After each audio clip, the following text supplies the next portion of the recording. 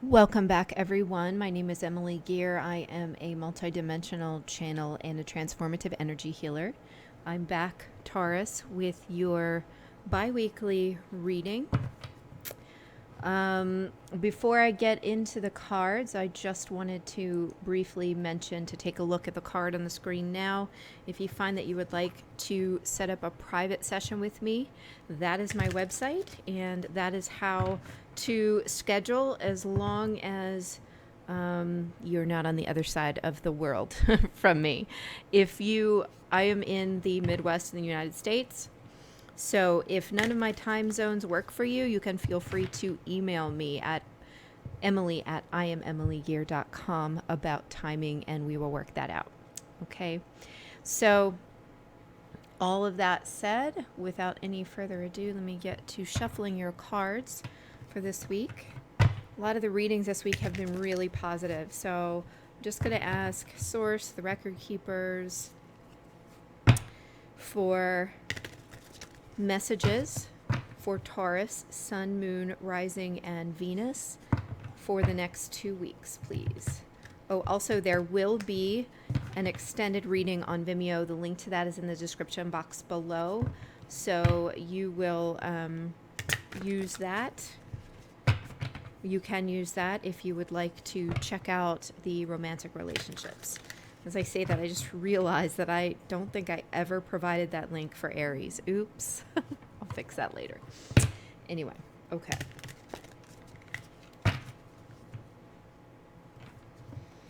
Messages for Taurus, please, for the next 2 weeks.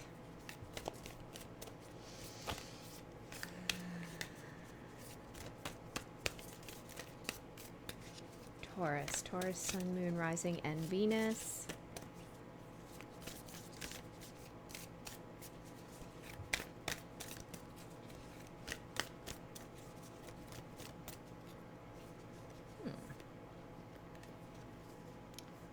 I knew I felt something flip over and I didn't see them, but here they are.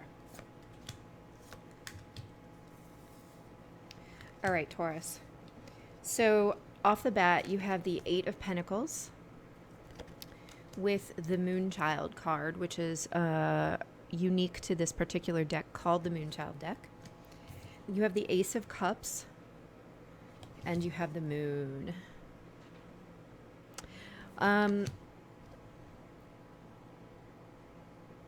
So I'm definitely feeling, okay, so this is interesting.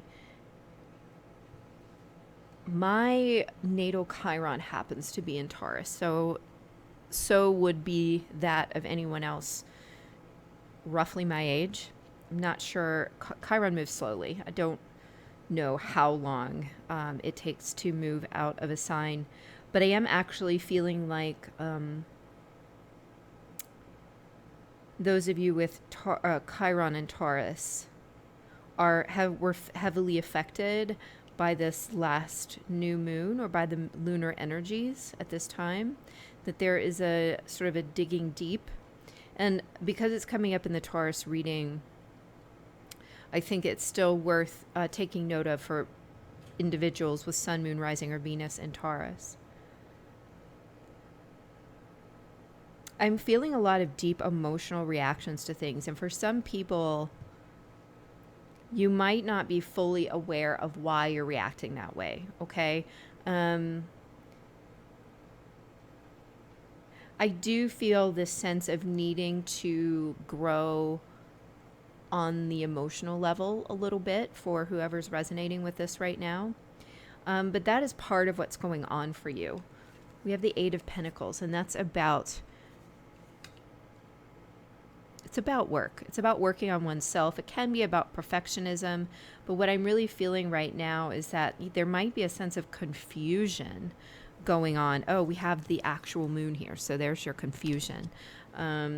Confusion about why you feel a certain way, and confusion about why some pains are coming up. And what I'm really feeling like is...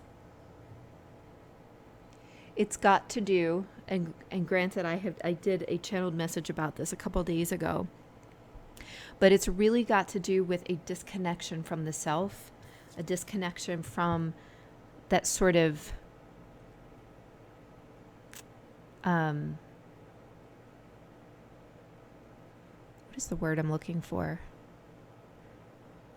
Not base, but it's like that fundamental love, which is self-love. And that is not to say that you do not love yourself, but I am feeling this sense of confusion because there's something in shadow here for you. Okay. This is the moon child though. And for me, she's coming through like someone who is really kind of in touch to an extent with their intuition and not unable to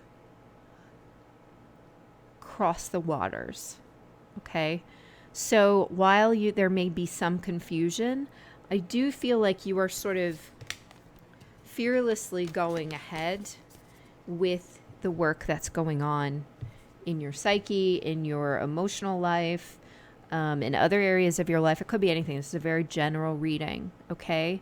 So just know that if you are going through an emotional challenge right now, it is in your highest and best good. It is to help you connect. It's to help you connect to your fundamental soul truth. Okay, that if negative emotions are coming up, it's because they need to be released, because they are pointing to something that is within your energy field that is not of your highest truth. All right. So whether that be a sense of unworthiness or a sense of abandonment or, I don't know, those are the two things that are really coming up strongly for me right now. So the next 2 weeks is a time of addressing that, working on it. It may have come up and come about via the new moon. And I know that we saw in the reading that I did while I was still in Kauai, very brief, like 7-minute reading, that there would be some endings to very painful cycles. And the same card of the Moonchild came up then. And I remember getting the piece of advice or guidance that if you are processing through some emotions, not to feel fear, to just allow them to come up, that it's necessary in order to sort of bridge the divide. I'm almost seeing this as a divide in your heart space or in your energy field, because it needs to be unified by your own sense of unconditional love. Both of these cards have a rainbow in them, and I feel like I want the rainbows to meet in the middle in some sense, or almost it does meet in the cup. It doesn't meet here. So we're bridging this gap, and that the only way to do that is by really allowing this deep internal love.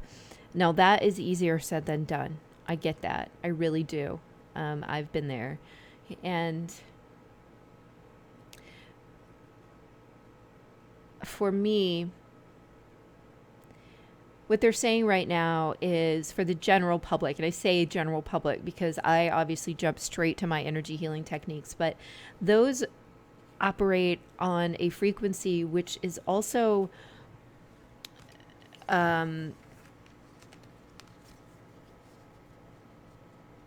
what is the word I want? This is so annoying. They like show it to me in a picture, and so the word doesn't come out. It's like malleable. That frequency is malleable also by the allowing of the emotions. So if you have been one of those people that tends to block the emotions out, those things are lodging in your energy field and they're creating these rifts. Okay. So it's important that you allow them to flow through so that they don't get stuck there. And again, it's almost an important navigation system because it's pointing you to some kind of untruth, some way in which you are not living your truth, right? Or that, something in your energy field is amiss, because if it wasn't, you would be in alignment and you would not be feeling that way. Does that make sense? So this is not about blame or anything like that, but it is about making you aware of what those emotional triggers are actually doing for you. And they're actually tools to reach this kind of higher level consciousness, all right, which always surrounds unconditional love. That's going to be the thing that heals you every time anyway. So allowing the emotions to pass through And I hesitate to say this because I know how hard this is when you don't know how this feels, right? Because I did not know how unconditional love felt. Love in my life has always been experienced on the conditional, for what I could offer, what I could do, how I could be of use, how I could help somebody. You know what I mean? And so it was hard for me to feel unconditional love until I learned energy healing and started to channel it in intentionally. So what I want to say to you is that you can open yourself up and ask Source to channel to you unconditional love and feel how that feels in your body. Because that frequency in itself is healing. Simply sitting there and doing that with no other intention than receiving, it does clear these blockages.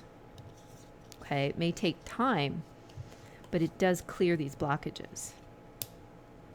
All right, let me see what else I can get. Oh my gosh, we're already at 10 minutes and I've been blabbing on 4 cards.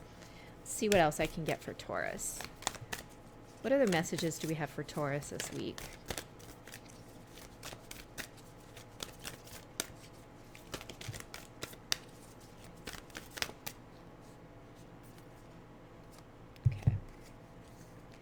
We've got the Emperor with the King of Pentacles, the Seven of Wands, and the Star.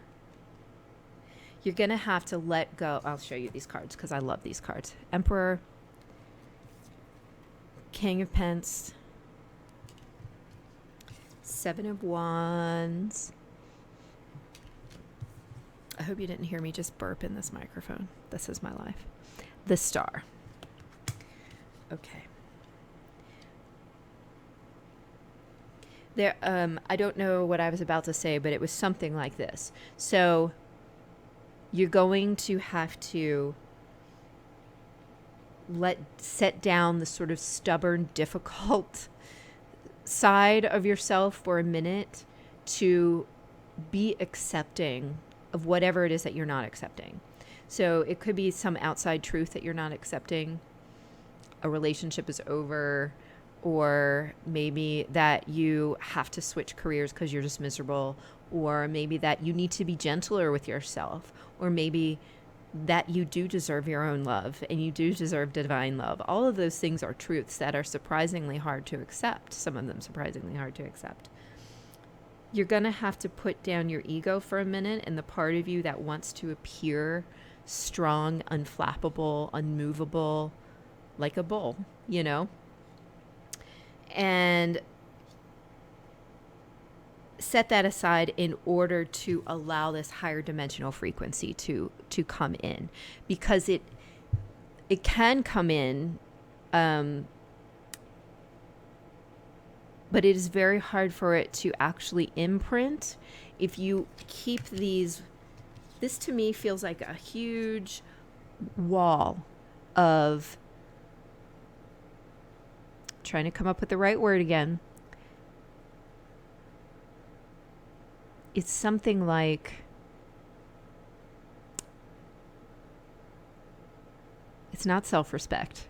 That's not a negative thing. And neither is this other thing I think that I'm talking about. It's like this wall of like dependability, or this wall of immovability. It's something that has come off to you as strength in the past, okay? And there is a strength to it. It's probably, they're saying right now, there is nothing wrong with you having accepted that energy into your life to help you get through whatever you needed to get through at that time. But there's another side to life, and it's time for you to allow that in, okay? And this is that healing that comes in. It's an upgrade. This is the card for Aquarius. To me, this also comes out for allowing the ascension process, allowing the clearing, allowing the vibration to raise. So if you have kind of bullheadedly been digging your heels in, that you know better, you're going to make this work, you're going to do this, you're going to do that, and trying to live by your will and not the divine will, it's going to backfire. I'm just telling you. And not in a necessarily painful, horrible way, although it could be. that is not the source energy, the divine, the God that I have experienced. Okay, I experience unconditional love on that level, but the universe is the universe, and you either live by the rules or die by the rules, I guess. I don't know. So this is your invitation, they're saying, to release some of the walls that have been up and are actually not you. They're your protection mechanisms that have gone up over time, over lifetimes even.